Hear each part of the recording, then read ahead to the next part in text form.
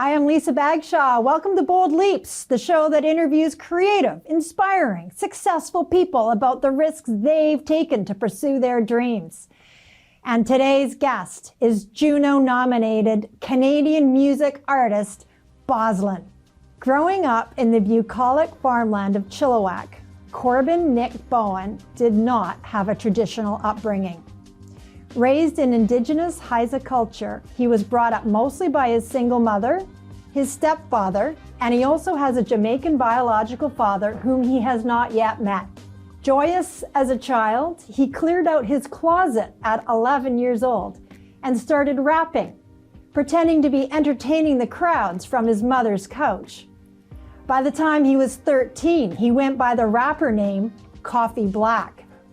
But he also endured internal and external struggles.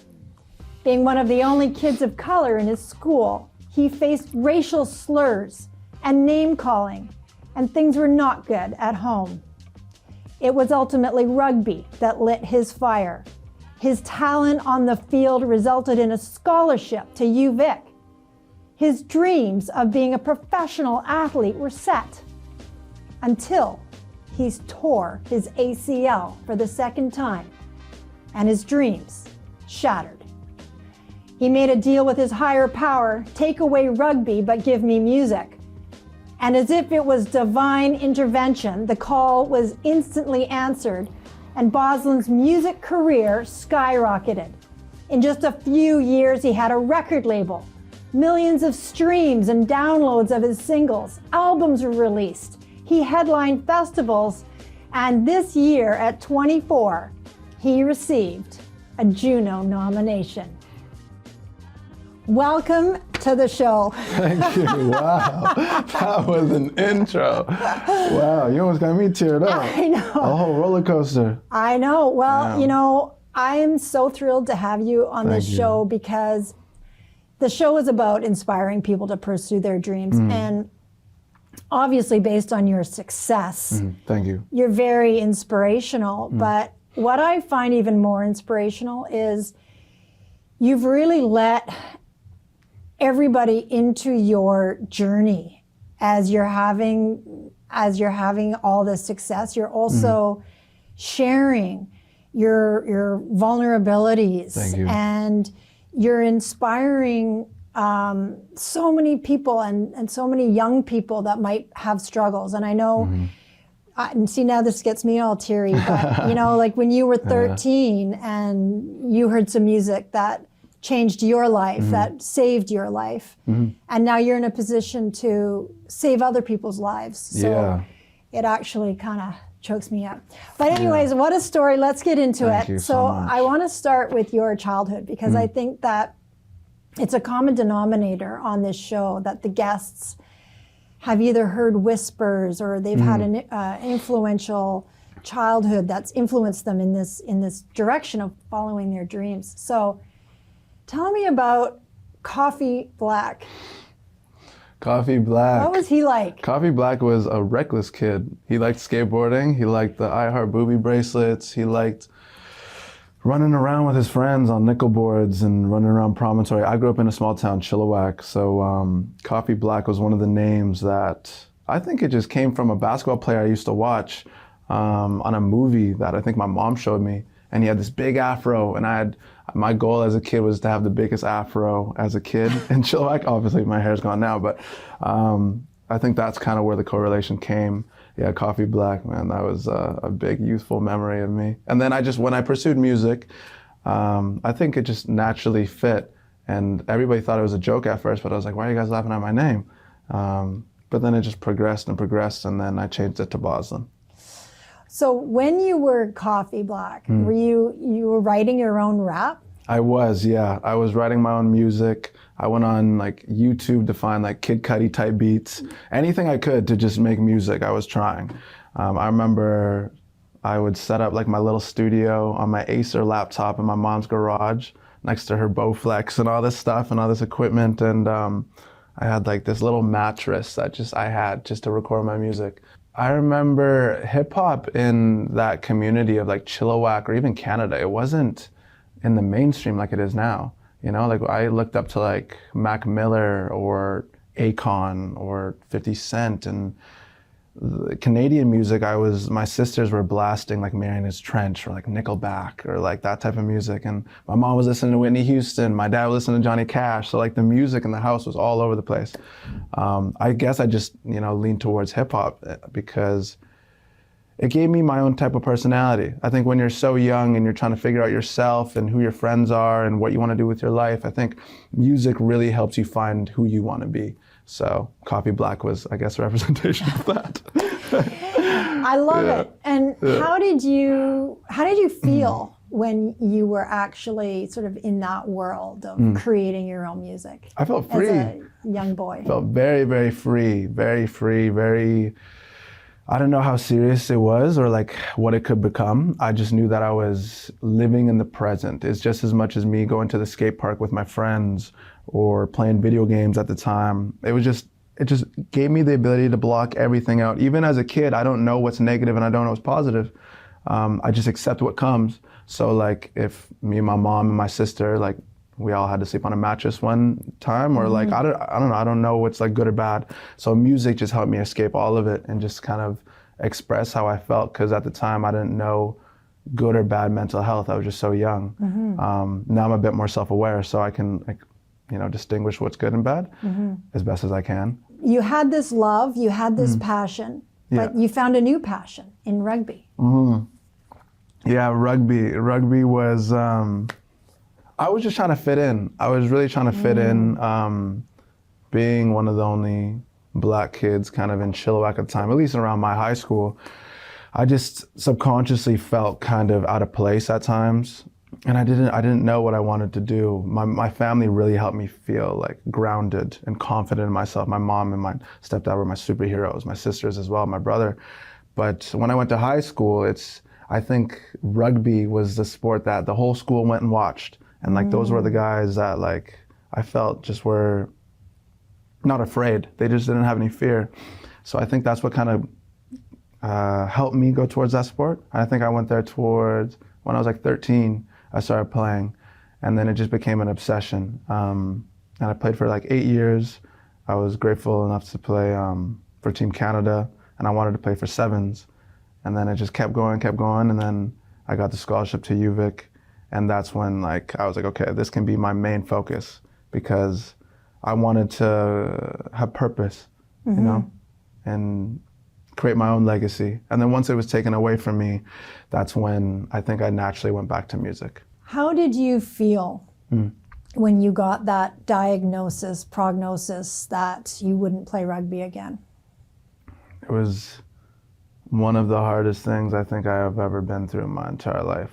Because it's like, when you devote 8 years of your life, and many people might not say that's a long time, but when you're so young and you haven't even developed your own personality yet, really, 8 years of your life to something and being taken away in seconds, it's overwhelming. You know, you don't know, all your friends are there, your routine in life, your nutrition, your social, like everything is connected to that. And when it's gone, it's like, what do you really do? Like, growing up, I didn't want to just, and no disrespect to this thing, but it's like I didn't want to just work landscaping. I didn't want to just do construction or just, and that's what a lot of my friends did at the time. And I wanted to just do more and then just pursue more, to push more, inspire myself, because I felt like I could do more. And it was taken away. So I had a lot of doubt. I had a lot of contemplation of depression, and it was just a self-battle. But I felt that competitiveness that I was, I don't know, born with or just raised with, it naturally went towards music. So within the matter of a week, I just switched right to music. And then I went right back to those YouTube type beats. I went right back to my dorm room with my leg up, icing it. I couldn't talk to anybody that first like 2 months of university. I didn't know anyone. I was just in my room by myself while everyone's making friends. And I was just writing. And then an individual named Isaac Markinson heard some of my music, either through one night I went out or through the window, and that relationship built pretty fast. So I want to hear more about Isaac. I want to hear more about how you transitioned through this huge leap from from Rugby being a to- superstar rugby player Yeah. to superstar music. We have to take a break, but when we come back, we're going to talk about Isaac and music. I can't wait. So stay with us. We'll be right back. Welcome back to Bold Leaps. I'm here with Boslen, Corbin, Yes. and we are talking about this incredible experience that you had, professional rugby player, given this diagnosis, that dream-shattering diagnosis, prognosis that you never play rugby again, and you're at UVic, and you meet Isaac. Let's talk about Isaac. Isaac, yeah. So when I was dealing with my mental health issues of just leaving rugby and leaving it behind, I was recording a lot of my music myself on just a software I just found online. And I recorded this one song called Understand. And it was about a past relationship I had. And I put it all on a voice memo. I didn't even like bounce it or put it on MP3, it was just a voice memo. And I specifically remember is within the first week or week and a half of going to UVic, and he was one of the most outgoing people I've ever seen in my entire life. Just picture like hundreds of kids from all across the world going to this university, and this one individual is in the middle of all of them, just playing this game of like, I think it's called point and shoot. And they're all meeting each other, and then he points at me. And then I guess we have to interact, and this is my first time meeting him. I don't know anybody at this university. And I've got chills right now. yeah, one thing led to another, and I just ended up showing him this voice memo. I don't know how I got to that conversation, but it did. And I think he was one of the first people, other than my family, of course, saying that I should pursue music. And I was like, no. And I was just, keep in mind, I'm like limping around with like canes, trying to like... Because of your ACL? Because my ACL, yeah, I can barely walk. Every time after class, I was recording music, he'd come by and just check on me. And we just developed a natural relationship, and he became my best friend. And when my knee finally was able to heal, one of my songs at the same time, I don't know how this happened, but it started bubbling around the university because I think we were playing it at different parties. And then we decided to do a show. And he organized and helped organize the entire thing because he was like, he just is so natural at the way they interact with people. And it helped me because I was just able to focus on my high anxiety of performing for the first time. And one thing led to another where I had to make a decision. I was like, okay, am I going to stay at university with this full ride scholarship, or am I going to drop rugby and hang up the boots and just pursue this coffee black adventure? And with the help of my family and the help of Isaac and all my friends, I took the decision, and I slept on Isaac's couch in North Vancouver for 7 months. I didn't have any money at the time. I just kept chasing the dream, and I don't know, I think it was just, I don't know, God. Yeah. Yeah, it is like divine intervention. Yeah. Do you see it that way? I do. I really do. I see it as just taking a risk on yourself when you're young. I think that's the biggest thing that my family taught me, and my mother.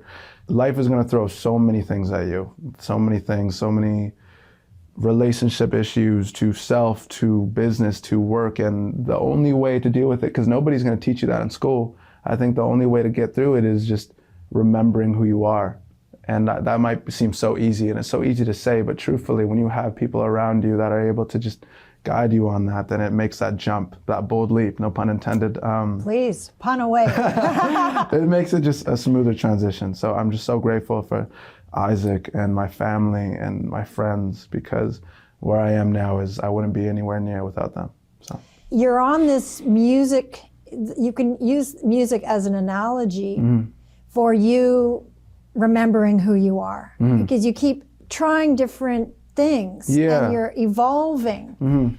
That's a good way to put it, actually. I think when I went into rugby, before rugby, my mom would put me in like karate or swimming. And I think as a kid, you think, okay, this is the activity that I like doing, but really it's testing your personality, I think, and just trying to understand yourself of what you like or what you naturally go to.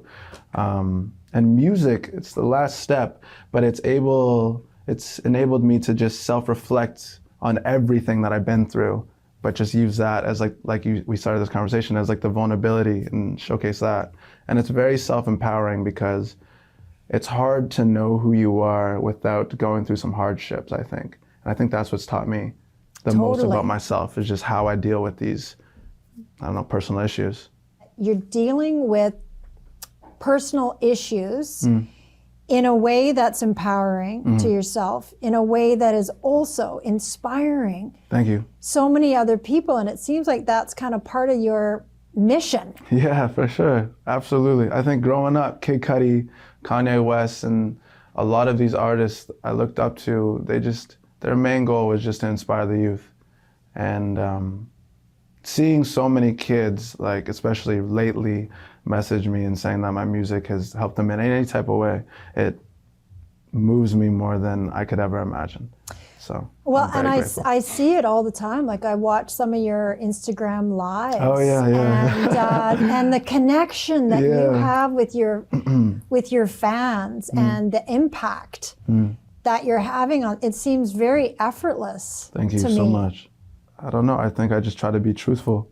If I'm able to just be truthful, and I think people are so smart nowadays that they can just see the mask that sometimes we wear to protect ourselves or we don't really want to show. But I'm still learning as a young man to how I can just be truthful and unapologetically myself, because I feel like teaching that to the youth is the most important thing we need to remember. So. Okay, I'm wearing fake eyelashes. Don't make me cry. No. So from when you were given this prognosis about your rugby career being over to where you're at now in your music career, when did you know you would be okay?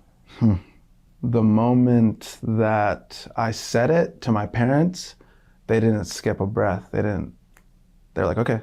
A moment when I got that reassurance immediately, because I think I can admit, when I was younger, I definitely looked for reassurance from external sources to gain my confidence as a young man. But when it comes to music, you really need to, or I guess just in life, you really need to just look inwards to just trust yourself. And I think from having that seed planted in my head that from my parents, like, no, just do it. You don't need to have rugby. You don't need to have anything. Whatever you put your mind to, you're going to be okay. I think once that happened, I was able to just be like, okay, I'm going to fully dive in. And I just put blinders on. So, but throughout the process towards me and Isaac and everybody on my team, there's thousands and thousands of opportunities that were lost, and thousands of no's and closed doors and moments and nights where you're just like, why am I even doing this? But I think it's the obsession and the love and the happiness that music really brings me is why I continue to do it. So. Yeah. Oh my God, you're so amazing. Thank you so much. We have to take another break, but stay with us because I'm going to ask Corbin how life is now. Thank you. And what advice he has for the rest of us who are too afraid to pursue our dreams when we come back. Welcome back to Bold Leaps. We are here with Boslen, the incredible. I just called you the Church of Boslen. Thank you very much. You are just so inspirational. Thank you. How is life now? I'm very happy, very, very happy. I'm very grateful to even say that. But I'm good. I recently got into a relationship with a woman that's older than me, and she's, taught me so much more emotional intelligence, just patience, and helped me just put things into perspective of what I really need to focus on. Coming into the music industry, there's so many things you can focus on, and there's so many distractions. So having good friends around me, good health, and just, I'm very grateful. Yeah, having a really good circle around me. And it's cool to keep my childhood friends around me too. I have a friend named Parker. Shout out to my boy Parker. Shout out to Parker. No, he's my best friend as well. Grew up with him since like grade 5, and now he's touring with me as my DJ. The whole team, everyone's just very good. So yeah, I'm good. I'm just making music.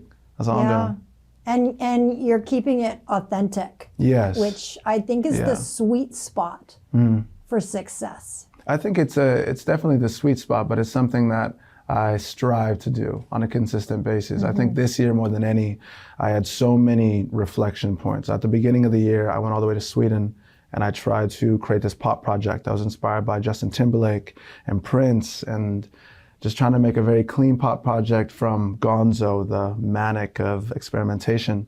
And then I wasn't in love with that because I felt that it wasn't my truth. So then I went and got into guitar music, listening to Dominic Fike, Ryan Beatty, Coldplay. And then once again, I felt that was not a pure mixture again. So then I dived in again, and it's just constantly refining myself. And now I'm excited to release the project that I'm Gonna be releasing very soon. Sorry. Well, Yeah. I'm excited to hear it. Thank you very much.